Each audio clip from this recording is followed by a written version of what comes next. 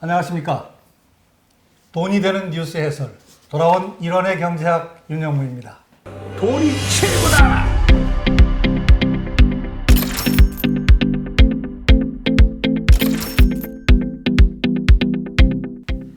여러분, 이건 가정입니다만 부동산하고 은행하고 싸우면 누가 이길 것 같습니까? 저는 부동산이 이길 거라고 봅니다. 땅이나 집을 사두면 언젠가는 돈의 가치보다 가격이 더 올라갈 것이기 때문이죠. 물론 이건 저만의 생각입니다. 틀릴 수가 있습니다. 오늘은 우리나라 부동산 시장을 손바닥처럼 보고 계시는 유명한 부동산 전문 증권 애널리스트 미래에셋증권의 이광수 전문위원님을 모시고 돈이 되는 부동산 시장을 들여다보도록 하겠습니다. 근데 부동산은 반대로 혁신이 없기 때문에 계속 오르는 거예요. 대안이 없으면 집은 사실은 긴 호흡에서 보면 이거는 굉장히 잔파도에 불과하고 사는데 어디보다도 언제가 중요하다고 생각해요. 무조건 사자는 말씀은 아니고요. 사는 게 좋겠다. 어떤 분들은 내가 집을 안 사도 돼. 다른 대안이 있어. 그러면 사실은 집을 굳이 살 필요는 없겠죠. 근데 그런 대안이 없으면 집은 사실은 사는 게 좋겠다는 말씀을 드리죠. 부동산 가격이 지속적으로 상승하니까 다른 어떤 자산보다도 수익률도 사실 높았거든요. 그런 차원에서는 내 집 마련 한 채는 하면 좋겠다는 생각을 갖고 있어요. 그런데 여기서 중요한 건 무작정 사는 건 아니죠. 그래서 저는 어디보다도 언제가 중요하다고 생각해요. 언제 사야 돼요? 쌀 때 사야죠. 쌀 때? 네.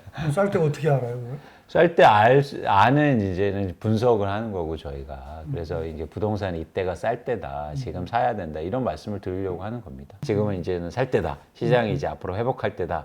이런 얘기를 드릴 때가 올 겁니다. 이거 부동산 정보나 이제 분석하신 그 보고서나 네네. 아니면 뉴스를 볼 때 어떤 점에 유의해야 돈이 보일까요? 일단 특히 부동산 뉴스는 어려운 게 감정적으로 보일 때가 많아요. 감정적, 우리의 이모션? 네. 네. 부동산이 왜 독특한 자산이냐면요. 사용하기 때문입니다. 그래서 감정이 이입되거든요. 그러니까 무슨 얘기냐면 내가 집을 갖고 있으면 시장이 예를 들어서 집값이 오른다는 뉴스만 더 보이는 거예요. 그리고 반대로 내가 집이 없으면 집값이 오른다는 뉴스는 이런 막 투기하는 뉴스, 막 이건 말도 안 돼 이러면서 이제는 떨어진다는 뉴스만 이제 보이게 되고 그렇게 해서 약간 쉽게 말해서 편향이 더 쉽게 많이 생길 가능성이 있습니다. 그래서 뉴스를 볼 때 자기의 위치를 떠나서 편향을 좀 최대한 줄이면서 뉴스를 보실 필요가 있어요. 두 번째는 뭐냐면 중요한 건 부동산을 주식처럼 사고 파는 자산은 사실 아니거든요. 유동성이 현저히 떨어지죠. 유동성이 떨어지기 때문에 긴 호흡에서 보셔야 돼요. 근데 뉴스는 오늘 뉴스잖아요. 그리고 굉장히 짧잖아요, 호흡이. 그렇죠. 그래서 당장 지금 뭐 이번 주 1% 올랐습니다. 이번 주에 뭐 마이너스 2% 떨어졌습니다. 저희가 아파트를 7년간 갖고 있어야 되는데 한 주간 등락이 얼마나 중요하겠습니까? 그래서 그런 차원에서 여러분들이 뉴스도 긴 호흡에서 이렇게 해석하시고 보셨으면 좋겠다. 그래서 너무 단기적인 뉴스들은 오히려 안 보는 게 낫다. 그런 말씀을 드립니다. 그 기간은 얼마나 보십니까? 뭐 그거를 정확하게 특정할 수는 없지만 평균적으로 집을 한 채 보유하면 7년 이상 가지고 있거든요. 그래서 갑자기 부동산 가격이 떨어지거나 갑자기 부동산 가격이 오르진 않아요. 물론 단기적으로 그럴 수는 있어요. 근데 긴 호흡에서 보면 이거는 굉장히 잔파도에 불과하고 이렇게 긴 흐름이 있다는 거죠.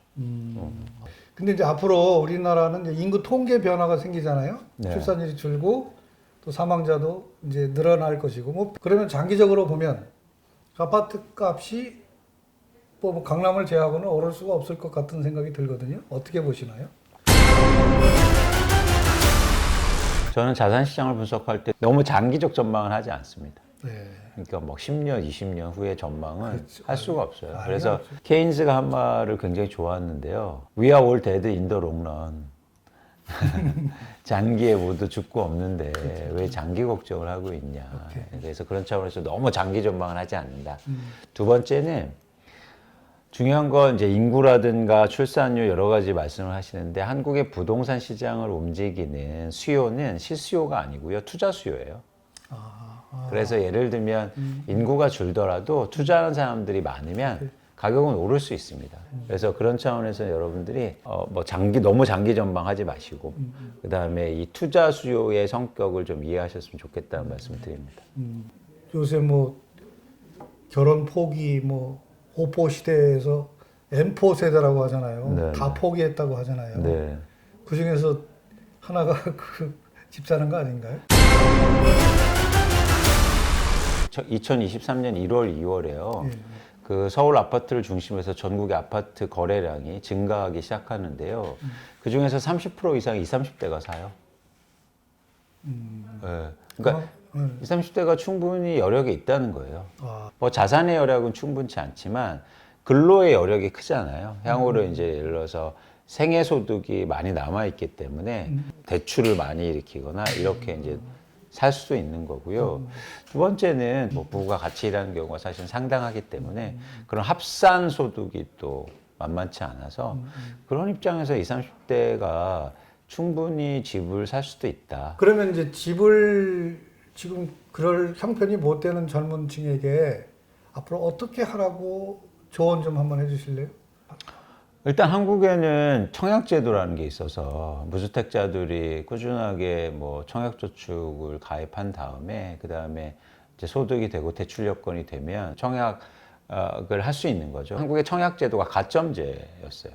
무주택 기간이 길수록 자녀가 많을수록 사실은 여기에서 결정되는 거거든요. 그러면 20, 30대가 도저히 뛰어넘을 수 없는 벽이었다는 거죠. 네. 그래서 사실은 청약 시장이 막히니까 20, 30대가 무리하게 연끌을 해서 집을 사기 시작합니다. 그래서 이제 최근에 그런 부분에서 저도 이제 제안한 게 있었는데 추첨제를 늘려야 된다. 그러니까 추첨제를 늘리면 20, 30대가 새 아파트를 분양받을 수 있는 가능성이 커지는 거잖아요. 예를 들어서 가점제로 하거나 이렇게 되면 내가 분양을 못 받잖아요. 그럼 내 탓이 돼버리는 거예요. 추첨한다고 생각해 보세요. 그러면 거기서 떨어져도 어떤 생각이 듭니까? 아, 이번에 운이 안 좋았네. 가장 민주적이죠. 그리고 또 하나 뭐냐면 다음을 또 기대할 수 있게 되잖아요. 네, 그래서 저는 오히려 추첨제를 굉장히 많이 늘리는 게 이미 조금씩 늘려나가고 있는데 좀 획기적으로 늘려나갈 필요가 있어 보입니다. 집은 사라. 그건 지금도 맞으신 거죠? 네네네. 네. 그런데 언제 사느냐가 제일 중요하다. 그렇습니다. 네. 그렇습니다. 근데 그냥 무작정 집은 무조건 사는 거다라는 건 아니라는 거죠. 내가 살 집인데 떨어지면 어때? 오르면 어때? 가격이. 예. 이렇게 얘기하는데 천만의 말씀입니다.